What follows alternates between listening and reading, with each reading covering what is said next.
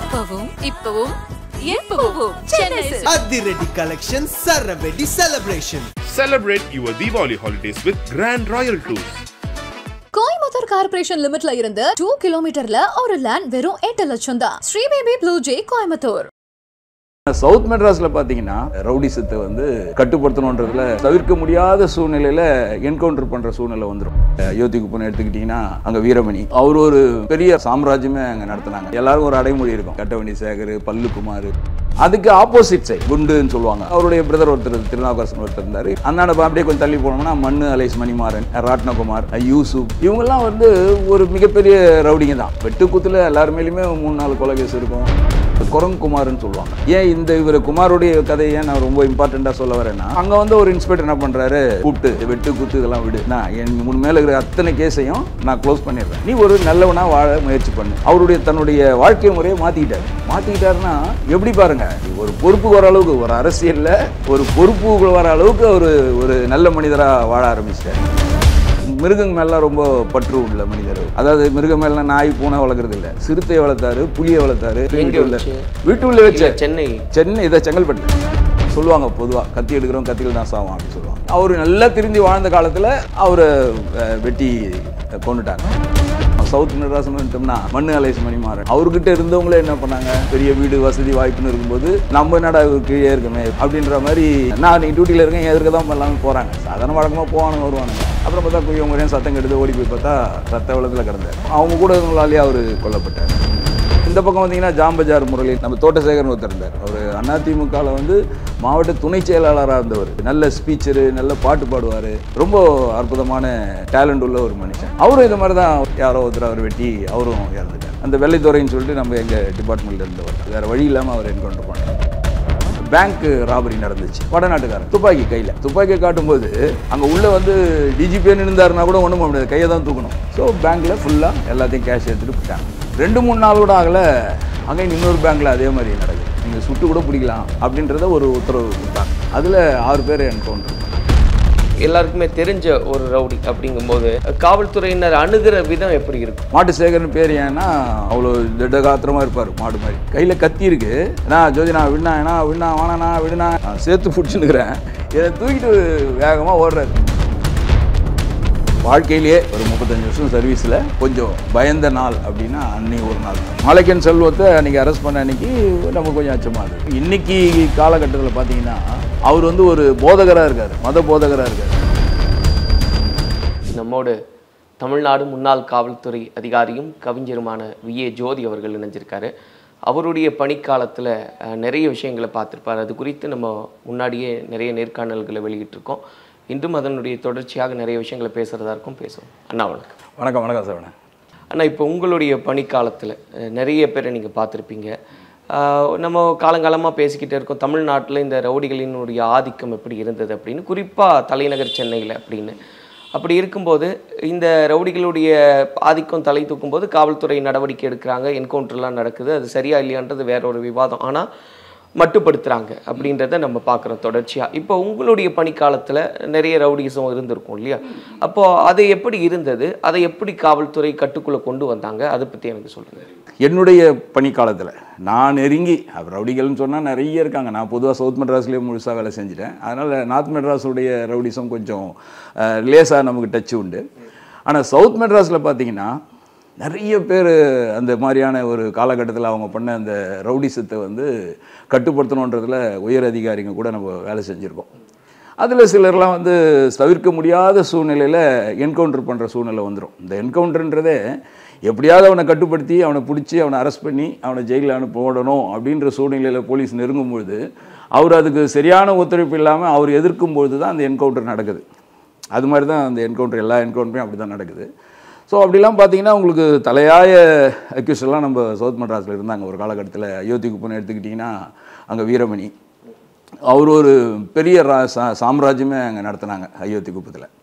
அப்போ அவங்களுக்கு ஒரு டீம் இருக்கும், அவருக்குன்னு ஒரு சில ரவுடிங்க இருப்பாங்க. அவங்க கூட இருக்கிறவங்க அந்த கட்டவண்டின்னு சொல்லுவாங்க, சேகர் கட்டவண்டி, எல்லாரும் ஒரு அடைமொழி இருக்கும்.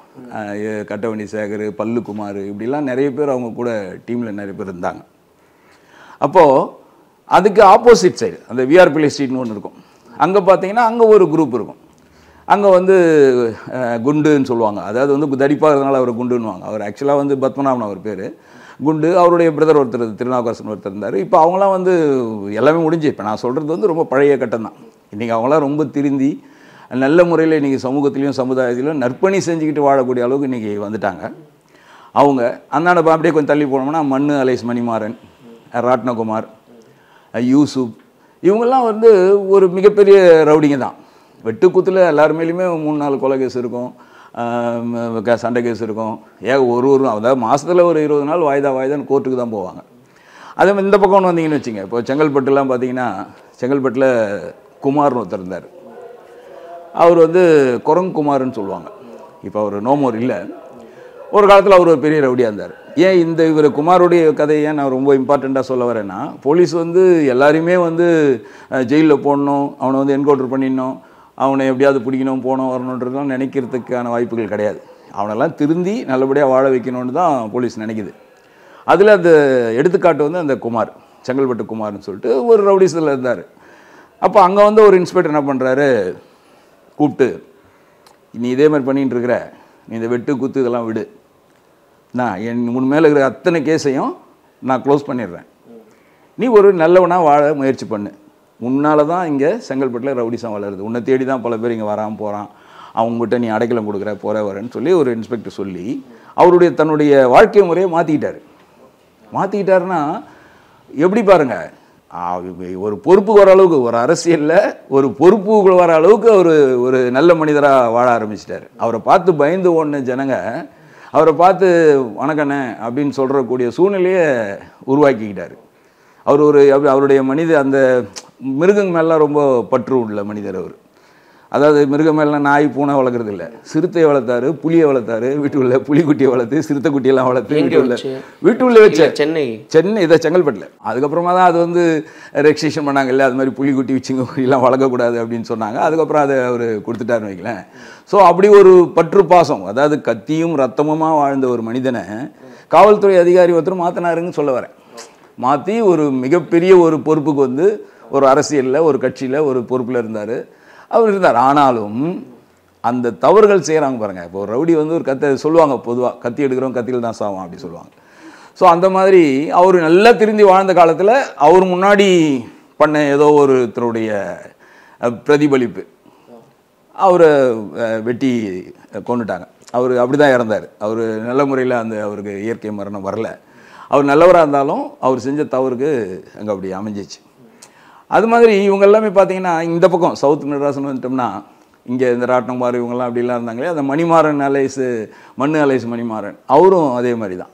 அவர்கிட்ட இருந்தவங்களே என்ன பண்ணாங்க, ஒரு கட்டத்தில் வந்து அவர் பெரிய வீடு வசதி வாய்ப்புன்னு இருக்கும்போது நம்ம என்னடா இவர் கீழே இருக்கமே அப்படின்ற மாதிரி யாரோ ஒருத்தர் போயிட்டு எங்கள் அண்ணன் வீடு கட்டுறாரு, கொஞ்சம் பணம் வேணும் அப்படின்லாம் கேட்குறாரு. உங்களுக்கு என்னடா உங்களுக்கு வந்து ஒரு குவார்ட்டரும் ஒரு பிரியாணி தான் உங்களுக்கு வீடு கட்டி வாழணும்னு ஆசைப்பட்றீங்களா அப்படின்னு அவர் ஒரு இதுவாக சொல்லும்போது யோசிக்கிறான் உட்காந்து, என்னடா அது நம்ம ஓடுறோம், இவர் சொல்கிறவங்களாம் வெட்டுறோம் குத்துறோம், இவர் பணம் காசு சம்பாதிச்சு வீடு இருக்காரு, நம்ம இப்படி இருக்கமே அப்படின்ற சூழ்நிலையில் ஒரு நாள் முடிவு எடுக்கிறாங்க. ஒரு நாள் சாயந்தரம் நான் நீ டியூட்டியில் இருக்கேன், எதிர்க்க தான் எல்லாமே போகிறாங்க, சாதாரண வழக்கமாக போவானுங்க வருவானுங்க. ஒரு 10 நிமிஷம் அந்த திரும்பி போயிடுச்சு அந்த ஆட்டோ. அப்புறம் பார்த்தா குய்ய முறையும் சத்தம் கெடுத்து ஓடி போய் பார்த்தா ரத்த வெள்ளத்தில் கிடந்தார் அந்த மண்ணு அலைஸ் மணிமாறன்ட்டு. ஸோ அவங்க கூட இருந்தவங்களாலேயே அவர் கொல்லப்பட்டார். இந்த பக்கம் பார்த்தீங்கன்னா ஜாம்பஜார் முரளின்னு ஒருத்தர் இருந்தார். அந்தாண்ட உங்களுக்கு தள்ளி போனோம்னா இவங்களாம் சொன்ன பார்த்தீங்களா, அந்த குண்டு திருநா இவங்க, அந்த தோட்டசேகர்னு ஒருத்தர் இருந்தார். அவரு பார்த்தீங்கன்னா பயங்கர டேலண்ட் உள்ள மனுஷன். அவர்கிட்ட பெரிய ரவுடிசம்லாம் கிடையாது. அவர் வந்து சும்மா அவர் ஒரு ரவுடியாக உருவாக்கிட்டாங்களே ஒழிய அவர் ஒரு பெரிய ரவுடிலாம் கிடையாது. ஏன்னா டேலண்டான மனுஷன். அவர் அதிமுகவில் வந்து மாவட்ட துணை செயலாளராக இருந்தவர். அந்த அளவுக்கு வந்து நல்ல ஸ்பீச்சரு, நல்ல பாட்டு பாடுவார், ரொம்ப அற்புதமான டேலண்ட் உள்ள ஒரு மனுஷன். ஆனால் இது மாதிரி தான் இந்த சேர்க்கைகள், அந்த கூட மாட இருந்தவனுடைய தவறுகள் எல்லாத்துக்குமே வந்து எங்கள் அண்ணன் அமிச்சார் தோட்டசேகர் ஆள், அவன் ஏதாவது ஒன்று தப்பு பண்ணால் கூட அவர் பேர் அங்கே முத்திர குத்துறதுனால அவர் ஒரு பெரிய ரவுடியாக மாறி போலீஸ் பார்வையிலும் அவர் தான் ரவுடி அப்படின்ற மாதிரி ஒரு சூழ்நிலை வரும். அவரும் இது மாதிரி தான் ஒரு தகராறில் யாரோ ஒருத்தர் அவர் வெட்டி அவரும் இறந்துட்டார்.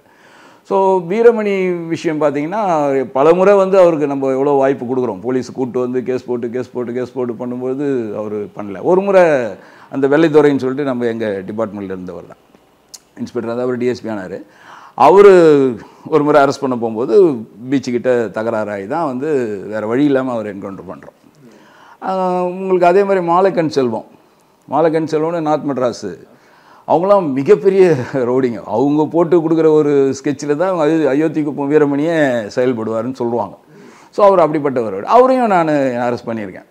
மௌரியா நேரடியாக பீச்சில் வந்து ஒரு முறை ரவுண்ட்ஸ் போகும்போது அவர் 3 பேர் உட்காந்து கத்தியெல்லாம் வச்சுன்னு பேசிகிட்டு இருக்கும்போது நம்ம ஓடுறாங்க, பார்த்துட்டு நம்ம பிடிச்சிடுறோம். மாலக்கன் செல்வம்னு எனக்கு ஆக்சுவலாக நான் இது முன்னாடி பார்த்ததில்ல, எனக்கு தெரியாது. அப்புறம் நம்ம ஓடி போய் பிடிச்சின்னு வந்துட்டோம். மௌரியான ஏசி இருக்குந்தார் இல்லைங்களா, அவர் வந்து அசிஸ்டன்ட் கமிஷனர், அவருக்கு நல்லா தெரியும். அப்போ அவர் சொல்கிறார், இட்டுன்னு வந்தவுடனே செல்வன்டா அவன் கண்ணு கொஞ்சம் அவர் கொஞ்சம் இதுவாக இருக்கும், அதனால் அவர் மாலக்கன் செல்வன் பேர். அன்றைக்கி அவர் மேலே ஏகப்பட்ட கேஸ் இருந்தது. அவர் மேலே வழக்கு பதிவு பண்ணி அவர் ஜெயிலுக்கெல்லாம் அமிச்சோம். அவரை பிடிச்சின்னு வந்த காலகட்டம். அவங்களாம் வந்து எப்படி சொல்கிறது, மிகப்பெரிய ரவுடிங்க ஒரு காலத்தில். இப்போ நீங்கள் சொன்ன அந்த பட்டியலில் யார் ரொம்ப இவங்களை கம்பேர் பண்ணால் உண்மையிலேயே இவர் ரொம்ப பெரிய சவாலாக இருந்தார், மிகப்பெரிய ரவுடியாக இருந்தார்? இப்போ சொல்கிறவங்க எல்லாருமே அப்படிப்பட்டவங்க தான். சொல்கிறவங்க எல்லாருமே சாதாரணமான ஆள் இல்லை. எல்லாருமே இப்போ இதில் இருக்கிறவங்க 1 or 2 மெம்பர்ஸ் தான். இப்போ நான் சொல்கிறவங்க எல்லாருமே யாரும் இல்லை, எல்லாருமே கிட்டத்தட்ட இறந்துட்டாங்க. இப்போ ஜாம்பஜார் முரளி கிடையாது, ராட்னகுமார் கிடையாது, மண்ணு அலேஸ் மணிமாறன் கிடையாது, அயோத்திக்குப்பம் வீரமணி கிடையாது, குண்டு கிடையாது. இல்லை இப்போது ஒரு ரவுடி ஒரு பாணியில் கொலை செய்வாங்க, இல்லை அவங்களுக்குன்னு ஒரு ஸ்டைல் வச்சுருப்பாங்க, இப்படியெல்லாம் சொல்கிறாங்க இல்லைன்னா. அப்படி வந்து நீங்கள் பார்த்ததில் இந்த ஆள் கொஞ்சம் வித்தியாசமாக இருந்தார் அப்படின்றது. அயோத்திக்குப்பம் வீரமணிலாம் பார்த்தீங்கன்னா அவங்களுக்கு கேஸே கம்ப்ளைண்ட்டே வராத மாதிரிலாம் இருக்கும். அவங்களாம் யாரையாவது ஒருத்தரை கடத்திட்டு போயிட்டு கடலில் எடுத்து போயிட்டு பிளாஸ்டிக் கவரில் போட்டு கட்டி உள்ளே விட்டு வந்துடுவாங்க. அது மீனுக்குன்னு கடிச்சு ஒரு வழியாக தான் மேலே வரும். இங்கே வந்து மேன் மிஸ்ஸிங் கம்ப்ளைண்ட் தான் இருக்கும். ஸோ உண்மையாக படத்தில் காமிக்கிற மாதிரி தான் நடக்கும். அது மாதிரிலாம் இருந்திருக்கு. அது மாதிரி மேன் மிஸ்ஸிங் கம்ப்ளைண்ட் தான் இருக்கும் ஒழிய காணோன்னா காணும், அவ்வளோதான். அது வந்து மர்டர் கேஸும் கூட நம்ம ஃபைல் பண்ண முடியாது. நமக்கு ஏதாவது ஒரு பாடி கீடி கிடைச்சா தான் பண்ண முடியும். அது மாதிரி இருந்திருக்கு. அதே மாதிரி இந்த பக்கம் உங்களுக்கு வந்தீங்கன்னா பங்குமார், வெல்டிங் குமார், வெள்ளரவி, இவங்கெல்லாம் கூட வந்து பார்த்திங்கன்னா ஒரு மாதிரியான ரவுடி தான். ஒரு விஷயத்தை செய்யணும் முடிக்கணும் அப்படின்னு சொல்லிட்டா கட்டாயம் செஞ்சு முடிச்சிடுவாங்க. அதுக்குண்டான எதிர்ப்பு அப்புறம் பார்த்துக்கலாம், சமாளிச்சிக்கலாம் அப்படின்ற மாதிரியான ஒரு ரவுடிசம் தான். எல்லாருமே ஒரு காலத்தில் போலீஸுக்கு சவாலாக இருந்தவங்க தான். ஆனால் அத்தனை சவாலையும் போலீஸ் ஒடுக்குச்சு. ஜாங்கிட்டுக்கு அதுக்கு ஒரு மிகப்பெரிய பேர் இருக்குது. ஜாங்கிட் சார் இருக்காருங்களே, நமக்கு டிஜிபி அது ரிட்டையர்ட் ஆகி இப்போவும் இருக்காங்க. அவங்கெல்லாம் வந்து இந்த மாதிரியான விஷயத்தை அந்த ரவுடிசத்தை ஒடுக்கிறதுல வந்து ரொம்ப இதுவாக இருப்பாங்க. எப்படின்னா இப்போ வெள்ளைரவியெல்லாம் பார்த்தீங்கன்னா தேடி கண்டுபிடிச்சி ஓடி ஒளிஞ்ச காலம்லாம் இருக்குது. அப்படிலாம் இருக்கும்பொழுது ஓசூரில் போயிட்டு அவர் அரெஸ்ட் பண்ணும்போது அவர் துப்பாக்கிலாம் எடுத்து காட்டிட்டார். அவர் வெள்ளைரவி வந்து ரொம்ப ஒரு மாதிரி இவர்கிட்ட ரொம்ப ஆப்போசிட்டாக நடந்துக்கின சூழ்நிலையில் தான் அவர் என்கவுண்டர் பண்ண சூழ்நிலை வந்தது வெள்ளைரவியை. யார்கிட்ட? ஜாங்கிட் சார் நேரடியாக. ஜாங்கிட் சார் நேரடியாக ஜாங்கிட் சார். அதே மாதிரி நம்ம சைதாப்பேட்டில் இருந்த அந்த பங்குமார், வெல்டிங் இவங்களெல்லாம் கூட அவர் ஜாங்கிட் சார் தான் என்கவுண்டர். அவருடைய பீரியடில் தான் அவங்களுடைய இது அடங்கி ஒடுங்குச்சு. ஸோ இந்த மாதிரியான ஒரு சூழ்நிலையில் தான் காவல்துறை என்ன பண்ணுதுன்னா வேறு வழி இல்லாமல் பண்ணுறோம். அதில் வந்து இன்னும் கூட டைரெக்டாலாம் பண்ண விஷயம்லாம் கூட இருக்குது. அதாவது வந்து உங்களுக்கு நம்ம கபிலன் ஒருத்தர், ஆசை தம்பி கபிலன் அப்படிலாம் ஒரு ரவுடிங்க இருந்தாங்க. அவங்களாம் வந்து இது பண்ணிட்டு வந்தாங்க, இதை ஆளை கடத்திட்டு போயிட்டு பணம் கேட்குறது. அப்படி பண்ணும்போது ஒரு முறை இதுக்கிட்ட நம்ம லயோலா காலேஜுக்கிட்ட வச்சு பணத்தை கொண்டு வந்து கொடு அப்படிங்கிறாங்க. அப்போது வந்து உங்களுக்கு இவர் டிஎஸ்பி, அப்போ அவர் டைரக்ட் டிஎஸ்பி, நான் இப்போ அவர் பேர் சொல்கிறேன். அவர் வந்து என்ன பண்ணுறாரு, டைரெக்டாக பணத்தை கொண்டு போங்க அப்படின்னு சொல்லிட்டு நான் வரேன், நான் பார்க்குறேன் அப்படின்னு சொல்லிட்டு என்ன பண்ணுறாங்க, பணத்தை கொண்டு போய் கொடுக்கும்போது அதில் இதே மாதிரி தான் அவனை கொடுத்துட்டு குழந்தைய அவன் கடத்திட்டு எஸ்கேப் ஆகணுன்ற சூழ்நிலையில் தான் ஃபயர் பண்ணுறாரு. டைரெக்டாக ஃபயர் பண்ணி இது பண்ணார். அந்த கபிலன், ஆசை தம்பியெல்லாம் அவங்க தான் பண்ணாங்க.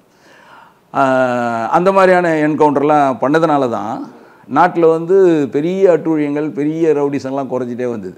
அதில் தலையாய விஷயம் சொல்லணுன்னா உங்களுக்கு அம்மையார், மாண்புமிகு மறைந்த முதலமைச்சர் திரு ஜெயலலிதா அவங்க இருக்கும் பொழுது பேங்க்கு ராபரி நடந்துச்சு, வடநாட்டுக்காரங்க. அவங்க வந்து எல்லாம் இந்திக்காரங்க இங்கே வந்து இறங்கிட்டு திருவான்மையிலே எங்கே ஒரு பேங்க்கில் போயிட்டு நேராக உள்ளே போகிறாங்க.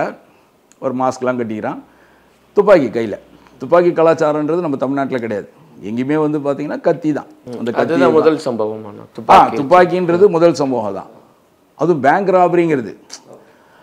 என்ன பண்ணுறாங்க, ஒரு 5-6 பேர், 2 பேர் உள்ளே போகிறாங்க, அந்த 2 பேர் உள்ளே அந்த பக்கம் நிற்கிறாங்க, 2 பேர் வாசல்லே நிற்கிறாங்க. உள்ளே போனவுடனே ஷட்டரை மூடிடுறான், செக்யூரிட்டியை துப்பாக்கியை காட்டுறான், மேனேஜர்கிட்ட துப்பாக்கி காட்டுறான்.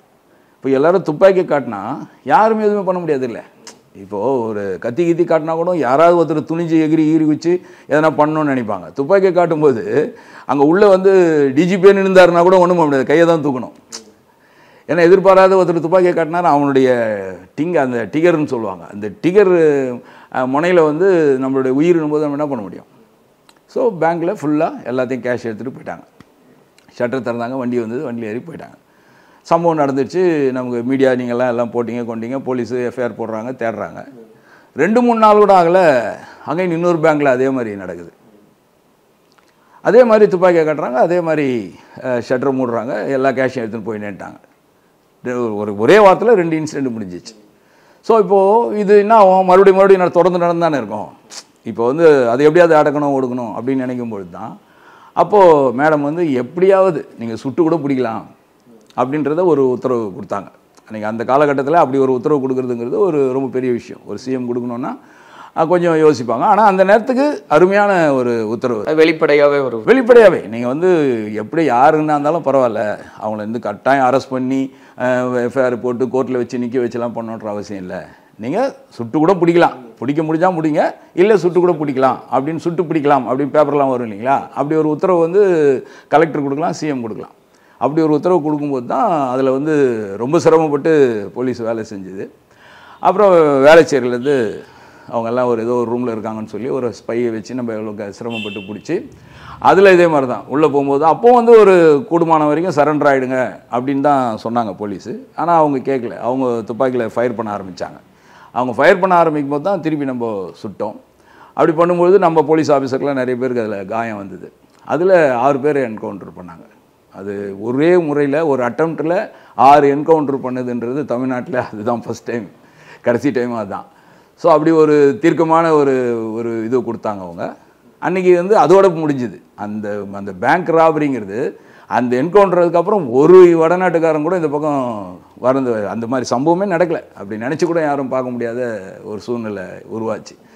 ஸோ இது மாதிரி தான் இந்த ரவுடிசத்தெல்லாம் அடக்கி ஒடுக்கணும் அப்படின்னு நினைக்கும் பொழுது இது மாதிரியான சிக்கல்கள் வரும்பொழுது தான் போலீஸ் அப்படி ஒரு முடிவு எடுக்கிறாங்க. அப்படி எடுக்கிறதுனால தான் இன்றைக்கி வந்து கொஞ்சம் அமைதியாக இருக்குது. ஏன்னா எப்பவுமே நம்ம தமிழ்நாடு ஒரு அமைதியான பூங்கா, அமைதி பூங்கா அப்படின்னு சொல்லுவாங்க. அதுக்கு நம்ம ஒரு எடுத்துக்காட்டாக இருந்துன்னு இருக்கிறோம். இந்த இந்தியாவிலே வந்து தமிழ்நாடுனா ஒரு சிறப்பான நாடுன்ற ஒரு பேர் எடுத்துருக்குறோம். ஸோ அதையும் மீறி இப்படி யாராவது 1-2 பேர் பண்ணும்பொழுது போலீஸ் ஒரு வழி இல்லாமல் தான் அப்படி பண்ண வேண்டியதாக இருக்குது. இப்போ உங்களுடைய அனுபவத்தில் நான் இப்போது இந்த ரவுடிகளுடைய பெயர் பட்டியல்லாம் சொல்லும்போது எல்லாருக்குமே தெரிஞ்ச ஒரு ரவுடி அப்படிங்கும்போது காவல்துறையினர் அணுகிற விதம் எப்படி இருக்கும்? நான் சொன்னால் ஜோதி என்ன அப்படின்னா அந்த அயோத்தி புத்தூர் அலோவ் பண்ணுவாங்க. உள்ளே போலீஸே போக முடியாது, உள்ளே போனால் கத்தி கப்படா பறக்கும் ஐஸ் ஹவுஸில் இருக்கும்பொழுது. அது ஜோதி வராருன்னா சந்தானம்னு ஒரு நண்பரே கூட இருந்தார். அவங்க எங்கள் 2 பேர் சொன்னால் சரி அண்ணன் வந்தால் வர சொல்லுன்னு சொல்லுவாப்புல. நாங்கள் போய் பேசக்கூடிய அளவுக்குலாம் இருக்கும். ஏன்னா நம்மக்கிட்ட ஒரு ஜெனூன் இருக்கும். ஜெனூன் மீன்ஸு நீ தவறுக்கு உண்டான தண்டனை கட்டாயம் நீ அனுபவிச்சே ஆகணும். அதில் ஒன்றும் மாற்றுக்கிறதே கிடையாது. அதே நேரத்தில் உனக்கு உண்டான மனித நேயத்தோட உனக்கு உண்டான சலுகைகள் நான் செய்வேன், வேற எந்த போலீஸும் செய்ய மாட்டாங்க. இல்லை அப்படியான ரவுடிகள் கிட்ட பேசும்போது ஒரு தயக்கம் ஏதாவது உண்டான? நிச்சயமா என்ன வேணா நடக்கலாம். அது மாதிரி நிச்சயமா உண்டு தான். நம்ம அதையும் மீறி தானே செயல்படுறோம். அப்போ நம்மளை அவர் புரிஞ்சுக்கிட்டதுக்கு அப்புறம் தான் நம்ம மேலே ஒரு இது வரும். இப்போ உங்களுக்கு அதுக்கு நான் வேற உதாரணம் கூட சொல்லணும்னா, அந்த குண்டுன்றவரை அரெஸ்ட் பண்ண போகிறோம். போகும்போது மௌரியா இருக்கார். இது வந்து அவருக்கே தெரியாத விஷயம் நான் இப்போ சொல்கிறது, ஏன்னா காலங்கள் நிறைய கடந்துருச்சு. இந்த நீங்கள் கேட்ட அந்த பாயிண்ட்டுக்காக சொல்கிறேன். அவரை அரெஸ்ட் பண்ணியே ஆகணும், அவரை வந்து கையை உடைக்கணும் காலை உடைக்கணுன்றதில் அவர் ரொம்ப குறியாக இருக்கார். நம்ம எங்கள் ஏசி. அப்போது நான் வந்து போகிறேன், அவன் இருக்கிற இடம் தெரிஞ்சு நான் போகிறேன். அவன் தலையில் ஒரு பெரிய கத்தி வச்சுன்னு போதையில் படுத்துனுக்கிறான். நான் போயிட்டேன், பார்த்துட்டான். இப்போ அது மாதிரி சூழ்நிலையில் ராத்திரியில் என்ன பண்ணோன்னா, அவன் டார்ச் லைட் அடிக்கும்பொழுது முதல்ல நம்ம முகத்தை அடித்து காட்டணும் அக்யூஸ்டுக்கு. நான் யாருன்னு தான் முதல்ல தெரியும். ஏன்னா அவனுக்கு எதிரி யாரோன்னு நினச்சி கத்தி எடுத்து விட்டுருவான், புரியுதுங்களா? ஸோ நம்ம முகத்தில் அடித்து காட்டணும். நான் தான் அப்படின்றத காட்டணும். காட்டும்போது நம்ம ஜாக்கிரதையாக தான் இருக்கணும். ஏன்னா அவன் போதையில் வந்து அவன் ஜோதி என்னென்னா அது சொல்லி வெட்டுறதுக்கான சூழ்நிலையும் இருக்குது. ஸோ ரொம்ப கேர்ஃபுல்லாக தான் ஹேண்டில் பண்ணி ஆகணும். அப்போது பார்த்த உடனே கீழே ஏசி நிற்கிறாங்க, இன்னும் பிடிக்கணுன்றாங்க, வாடா அப்படின்னு சொல்லி தூக்கியாச்சு. அவன் கெஞ்சிறான், கையில் காலை வந்து நான் ஒடிச்சிடுவார், கையை ஒடிச்சிடுவார், காலை ஒடிச்சிடுவார், மேலே ரொம்ப வெஞ்சன்ஸில் இருக்கார் அப்படின்ற மாதிரி சொல்கிறான். அப்போது எனக்கு என்னென்னா, சரி அவனை கையை காலை உடைக்கிறதுன்றது பெரிய விஷயம் கிடையாது, அவன் தவறு செஞ்சுருக்கிறான். அதே நேரத்தில் நான் அவனை விடவும் முடியாது, அவன் மேலே 2-3 வாரண்ட் இருக்குது, அவனால் பாதிக்கப்பட்டவர் பல பேர் இருக்காங்க. ஸோ அந்த வழக்குக்கு அவன் ஜெயில் உள்ள போயே ஆகணும் இல்லையா?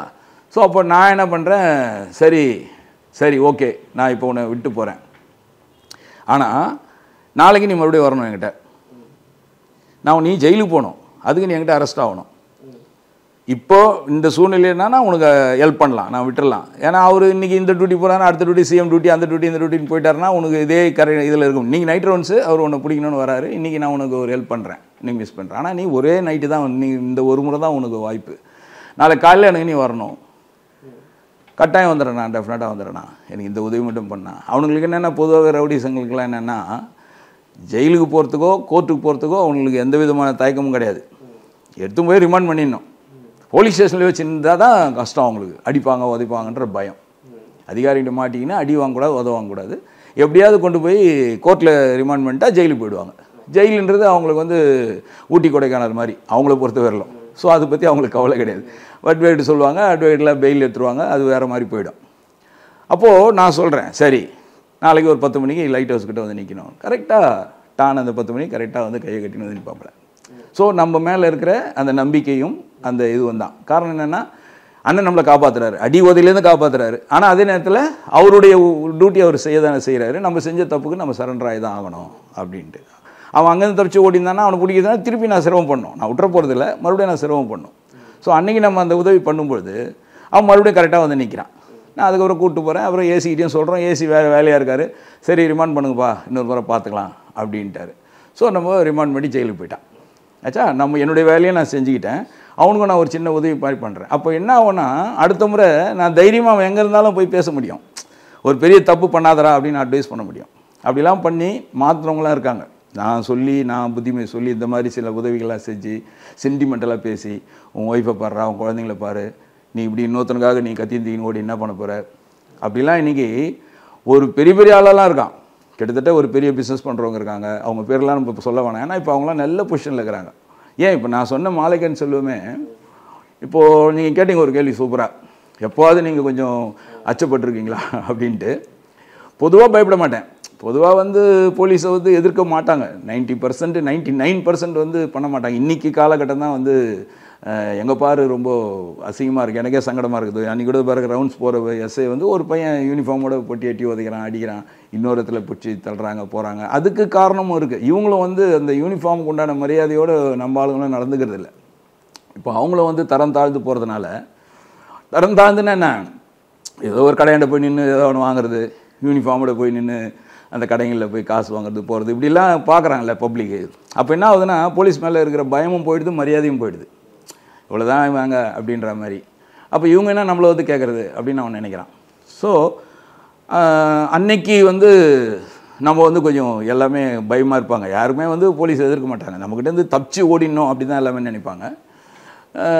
ஏன் இப்போ உங்களுக்கு மாட்டு சேகரன் ஒருத்தர் இருந்தார், சுடுகாட்டில் போய் படுத்து வந்து பிடிக்கிறோம், அவர் நைட்டில் தான் வராருன்னு சொல்லிட்டு கிருஷ்ணாபேட்டை சுடுகாட்டில் ஒரு சமாதி மேலே படுத்துனுக்குறோம். அதெல்லாம் பெரிய விஷயம், ராத்திரியில் 12 மணிக்கு போய் சினிமா பார்த்துட்டு போய் படுப்போம், கொசுலாம் பிடிங்கி தள்ளிடும், அப்போலாம் செல்ஃபோனும் கிடையாது, சிக்னல் தான் கொடுக்கணும். அவன் வரான் போகிறான்னா, அவன் வந்துட்டான், ஏன் நான் படுத்துனுக்கிற சமாதி பக்கம் வரான், வந்து கத்தி எடுக்கிறான். இப்போ நான் குதிச்சு அவனை பிடிக்கணும், என்னுடைய சபார்டினேட்லாம் அங்கங்கே இருக்காங்க, சமாதி மேலே படுத்துனுக்கிறாங்க, நாங்கள் கை தட்டியும் கூப்பிட முடியாது, இவன் ஓடிடுவான் இல்லைங்களா. டார்ச் லைட் அடித்தாலும் லைட்டு வெளிச்சம் தெரியும், சரி பிடிச்சிடலாம், பிடிச்சிட்டு கத்தலான்னு சொல்லிட்டு நான் விழுந்து அவனை கத்தியோடு சேர்த்து பிடிச்சிட்டு சத்தம் போடுறேன், வாங்க மாட்டிக்கிட்டான் அப்படின்னு சொல்லி. மாட்டு சேகர்னு பேர் ஏன்னா அவ்வளோ திடகாத்திரமாக இருப்பார், மாடு மாதிரி. அவர் என்ன பண்ணுறாரு, கையில் கத்தி இருக்குது, அந்த கத்தியில் என்னை அஃபெக்ட் பண்ணணும், என்னை தாக்கணும்னு நினைக்கல. அவர் எனக்கு தெரிஞ்சிச்சு, ஏன்னா ஜோதினா விடுனா வானானா விடுனான்றார் ஒழிய என்ன அவர் எதுவும் பண்ணல. ஆனால் என்னால் அதுக்கு மேலே அவர் எதுவும் கட்டுப்படுத்த முடியல. என்னை தூக்கிட்டு ஓடுறாரு. நான் சேர்த்து பிடிச்சுன்னுக்கிறேன். என்னை தூக்கிட்டு வேகமாக ஓடுறாரு. குடுன்னு ஓடுறான். அவனுக்கு என்னை தூக்கின்னு ஓடுறான். அப்போ எப்படி இருப்பான் பாருங்க அவன் ஸ்ட்ரென்த்து. அந்த செவுறு, அந்த சுடுகாட்டு செவுத்து எண்டுக்கு போய் அப்படியே அவன் அப்படியே என்னை அடிக்கிறான். அந்த இதில் அடிக்கிறான்னா என்னை கையை விடுறதுக்காக அப்படியே அவன் ஃபோர்ஸ் பண்ணி என்னை அடித்தான். பொத்துன்னு செவுத்தில் அடிப்பட்டு கீழே விழுந்தான்னு வச்சிங்களேன். அவன் எகிரி வச்சு போயிட்டான். அதுக்கப்புறம் நம்ம ஆளுங்க ஓடியாந்தாங்க, பிடிக்க முடியல, போயிட்டார். ஸோ அதுக்கப்புறம் நம்ம பிடிச்சோம், அது வேறு விஷயம். பட் அப்படி தான் ஓரளவுக்கு எதிர்ப்பு இருக்கும். மற்றபடி வெட்டிடுவாங்க குத்திடுவாங்கன்னு இருக்காது. ஆனால் அன்னைக்கு நாங்கள் ஒரு நாள் பீச்சில் பிடிச்சிட்டோம் மாலைக்கன் சொல்லுங்க. அயோத்திக்கு போவோம், வீரமணிக்கு எல்லாருக்கும் நியூஸ் போயிடுச்சு. அப்போது எல்லாரும் பழைய அம்பாசிடர் கார், அந்த அம்பாசிடர் காரில் எல்லாம் கத்தி கப்படா வச்சுக்கிட்டு கச்சேரி ரோட்டில் மயிலாப்பூர் போலீஸ் ஸ்டேஷனில் நாங்கள் நிற்கிறோம். வாசல்லே கையை காட்டுறாங்க. கூட இருந்து ஒருத்தவங்க ஓடனா இல்லையா, எங்ககிட்ட அவங்க கூட இருந்து தப்பிச்சு வந்தார். அது அவர் தான் எங்கள் கூட இருந்தவங்க நண்பர்களையும் சேர்த்து காட்டுறாரு. வாழ்க்கையிலேயே என்னுடைய ஒரு 35 வருஷம் சர்வீஸில் கொஞ்சம் பயந்த நாள் அப்படின்னா அன்னைக்கு ஒரு நாள் தான். என்னடா இது இவ்வளோ ஒரு பெரிய ரவுடி மாலைக்கன் சொல்லுவோம், நம்ம மாலைக்கன் பிடிச்சதுனால இப்படி ஒரு எஃபெக்ட் வருது அப்படின்னு சொல்லி கொஞ்சம் அச்சப்பட்ட நாள் வச்சுங்களேன். அன்றைக்கி ஒரு நாள் நம்ம அங்கே தான் இருந்தோம், ஸ்டேஷன்லேயே இருந்தோம். போனோம். அப்புறம் மௌரியா ஏசி என்ன பண்ணார், அவருக்கு தெரியுது. என்ன நான் ட்ராப் பண்ண வாடா அப்படிலாம் கேட்டார். அப்புறம் நான் சொன்னேன், அப்படிலாம் ஒன்றும் இல்லையா, பார்த்துக்கலாம், நீங்கள் போங்க, வீட்டுக்கு போங்க. ராத்திரி ஒரு 12 மணி ஆகிடும் எப்பவுமே டெய்லி. அப்புறம் நாங்கள் ஒரு வண்டி எடுத்துகிட்டு வந்துட்டோம், ஒன்றும் பிரச்சனை இல்லை.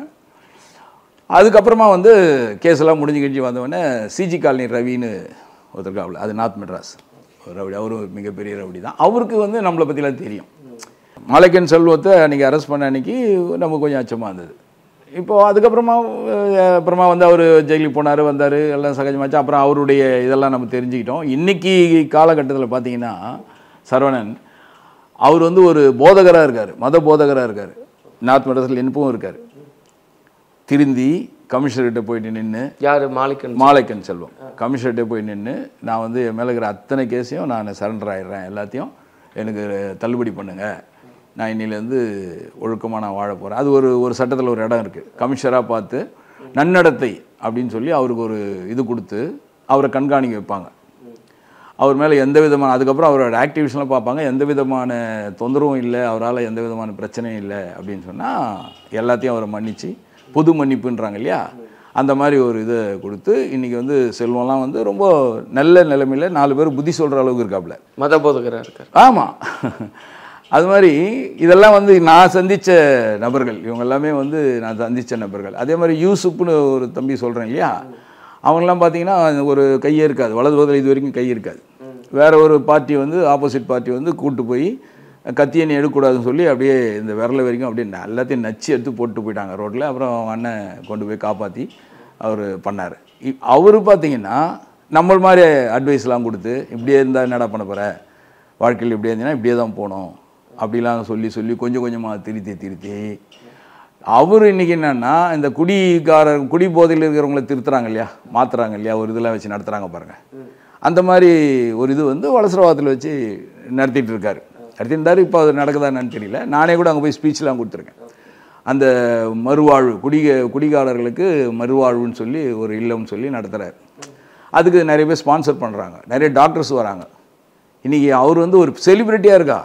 அவர் இன்றைக்கி ஜெயிலில் போய் கிளாஸ் எடுக்கிறார். அவர் ஜெயிலுக்கு போயிட்டு என் வாழ்க்கை இப்படிலாம் இருந்தது, நான் ஒரு காலத்தில் இப்படிலாம் இருந்தேன், எனக்கெல்லாம் அன்றைக்கி ஏதோ ஒருத்தர் இந்த ஜோதி அண்ணன்னு ஒரு எஸ்ஐ எனக்கு அட்வைஸ் பண்ணி நான்லாம் இன்றைக்கி இவ்வளோ தூரம் மாறி இருக்கிறேன்னா அதுக்கு காரணம் அவர் தான். அதே மாதிரி என் வாழ்க்கை நீ சீராக இருக்குது, எனக்கு மனைவி இருக்குது, குழந்தை இருக்குது, அதனால் நீங்களும் மாறுங்க, திருந்துங்க, இந்த குடிக்கு அடிமையாகாதீங்க அப்படின்னு நீங்கள் அவர் ஸ்பீச் பண்ணி சொற்பொழி பாட்டுருக்கிறாரு. அதனால் ரவுடிகள் அப்படிங்கிறது அவ்வளோதான், இவங்க ரவுடினா வாழ்க்கை இப்படி தான் இருக்கும் அப்படின்லாம் கிடையாது. இல்லை, இப்போ இந்த பொதுவாக கத்தி எடுத்தவன் கத்தியால் தான் சாவான் அப்படின்றதெல்லாம் இல்லை, அது இருக்க தான் செய்யுது. அது எப்படின்னா எல்லாருக்கும் அமையாது.